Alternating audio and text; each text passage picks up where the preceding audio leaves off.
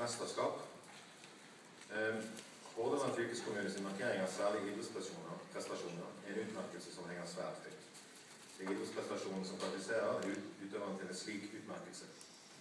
Kravet er medaljeplassering i verdensmesterskap eller olympiske leker. Verdensrekorder og seier i verdenscupen sammenlagt kvalifiserer også til fylkeskommunens utmerkelse. Utøveren representerer en klubb fra Hordaland. Listen over medaljører er per 26.11.2012, og eventuelle medaljer på tampen av året vil bli markert i 2013. Hordaland fylkeskommune deler ut et bilde til disse utøverne. Bildet er av Sveinung Iversen fra serien Idrettsbiler. Utmerkelse for særlige idrettsprestasjoner i 2012 blir delt ut til følgende. Tommy Urhaug får gullmedalje i bordtennis Paralympics i London 2012. Stian Shetling får gullmedalje i ski Pro Light og bronsemedalje i AM Ski Light VM i Jetski Arizona 2012.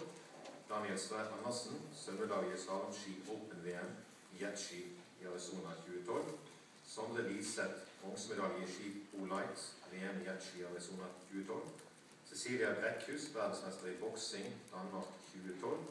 Tonje Sørli, verdensmester i profesjonell kickboksing i Roma 2012.